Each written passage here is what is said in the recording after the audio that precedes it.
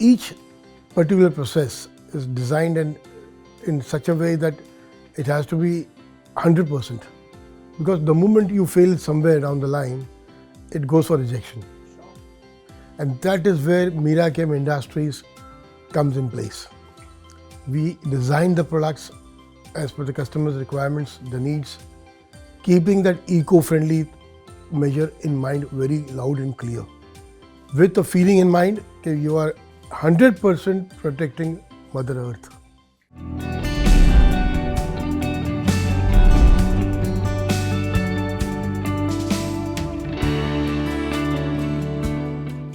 Hello and welcome to another episode of Promising Entrepreneur, the series where we spotlight trailblazers who are redefining industries and reshaping lives through purposeful entrepreneurship.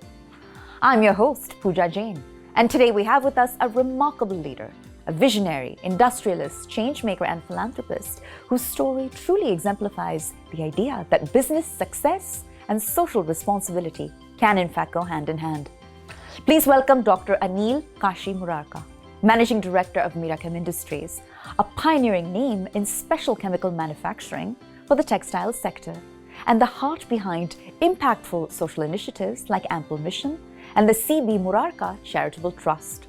Under his leadership, Mirachem has become synonymous with eco-friendly innovations and ethical practices while driving transformative community work in healthcare, education, sanitation, and public welfare. Dr. Murarka, thank you so much for taking the time to join us on the Promising Entrepreneur podcast. Absolutely my pleasure to be here. All right. So, sir, take us back to the beginning. When you initially took the reins over at Mirachem Industries, which is a 50-year-old brand, how did you essentially set out to modernize the business while staying true to its corporate values and its cultural DNA, sir? To be very upfront with you, it all travels within the genes. I have done nothing extraordinary. The only change probably, when I joined in, was we were basically as a local brand. Sure. We moved international. So let's have the world as your horizon. That the thought was it.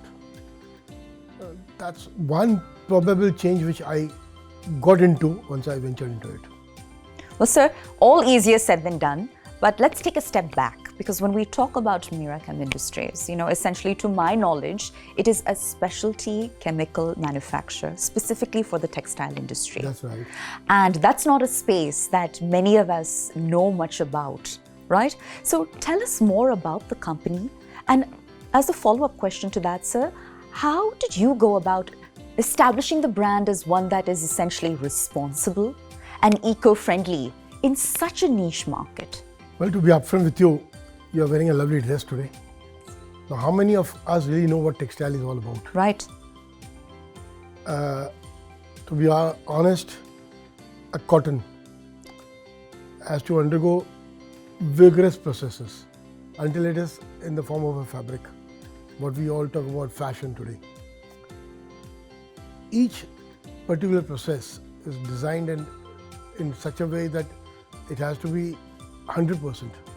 Because the moment you fail somewhere down the line, it goes for rejection. Sure. So what output you get as an 100% product Right. is really what matters a lot. And that is where Mirachem Industries comes in place. We design the products as per the customer's requirements, the needs, keeping that eco-friendly measure in mind very loud and clear. There were times, if I look at myself, when I joined in maybe some donkey years back, when there were no certifications required. People never knew what an eco-friendly measure was, Right. what green chemistry was. Today, things have changed.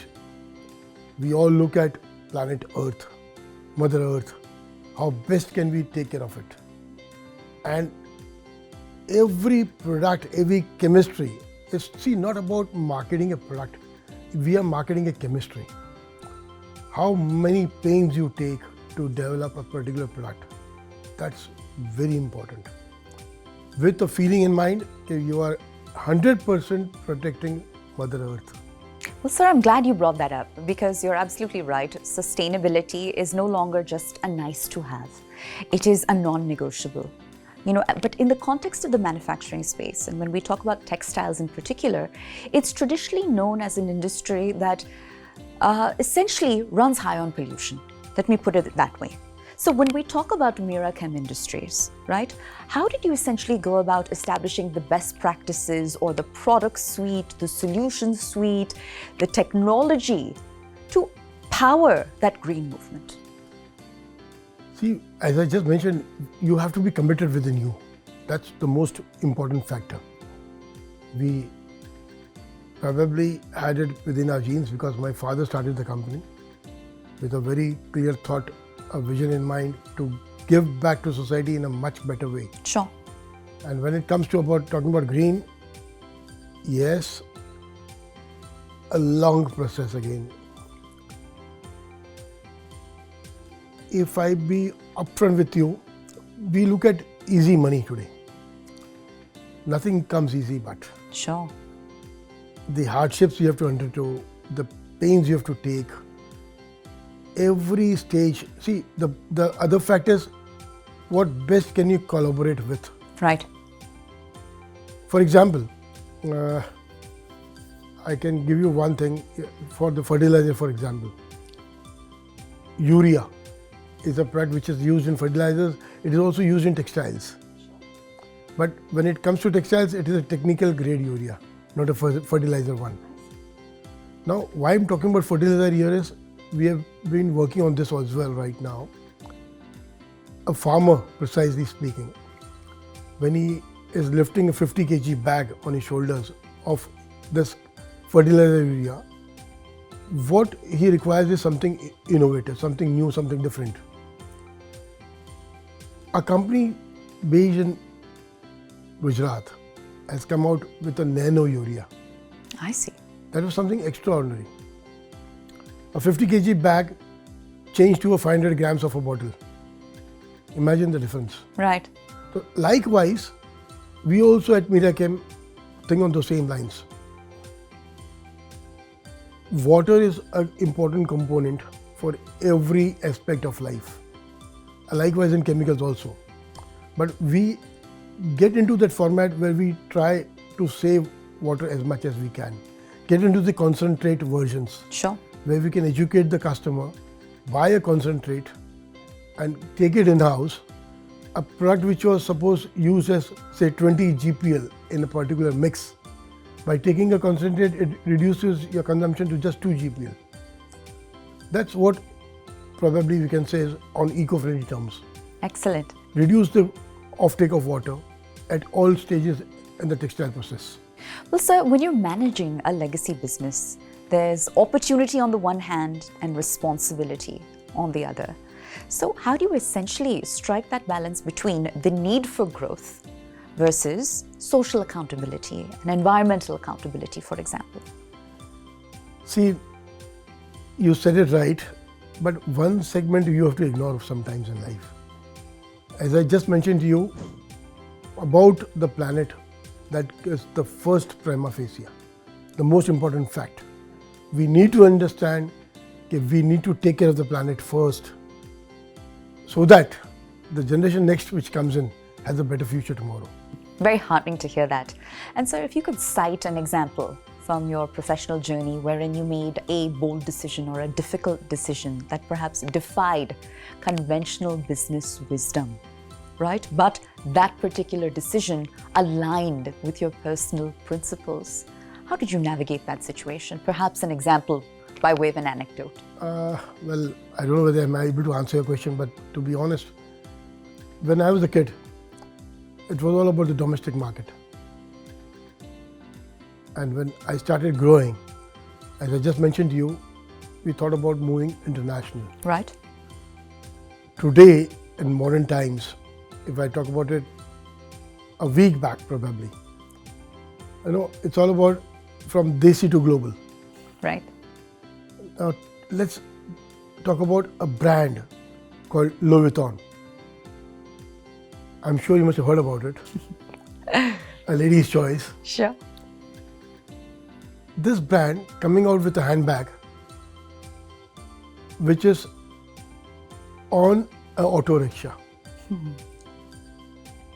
An auto rickshaw, again, for a commuter like me, a local commuter, the best mode of transport is an auto rickshaw. Right. Can't live without them. You cannot. And they are coming out with such a handbag. They've already come out. It gives pride. You really swell with pride. Of course you do. Okay, what India is all about today. Likewise, and another example here, our India's pride, the Kolhapuri chappals. Right. Very recent example. Very recent example. Prada coming out with it. Right. Now, we should be glad that we are in the Indian continent, where people are watching over us. Okay, what next? Sure. Phenomenal. So phenomenal. But if we put aside business for a moment, you've also built an incredible legacy on the philanthropy side of things, right? By founding Ample Missiion, for example. Tell us more about what Ample Missiion was designed to achieve and the impact you'd like for it to have, and perhaps that it's had already. Ample Missiion is a very small social enterprise where we try to take care of certain basic facts of life. Citing an example before you, Sure. we create ramps. Ramps are mandatory by the government in schools, colleges, hospitals. But we come forward by providing or rather creating ramps in such places where they don't have those facilities for precisely those people who are those specially abled. At Ample Missiion, as you said, we talk about this people, the special people, as the limited edition on the planet. Why this? It's basic need, but people really don't understand it. That is where we come in the format. Two, again a silly example before you, filling potholes. Right. City of Bombay. So not silly at all. That's silly because when we started this, people really laughed at us, they abused us, whatnot. But as time goes by, they started feeling that whatever this team is doing something towards betterment of society. The thought was very clear. If we can save even one life of a biker, why not? Well, sir, I'm glad you brought that up because you've also lent your support to several civic projects, like the potholes that you just mentioned, for example. Bus stands is another example, right? What you've done for the female police force is another example. So, how did this sentiment that business leaders need to be hands-on in embracing civic and social challenges come into play, right? What is the origin of that thought? Because not everyone subscribes to that philosophy. One philosophy is that is the public sector's responsibility and not mine. Your views? In a very simple line, see, the government is doing its best. We keep talking, rather criticizing the government, but let's talk within us. Sure.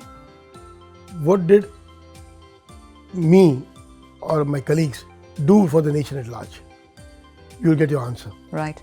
We need to be committed ourselves. Okay, we need to do something towards society, towards mankind.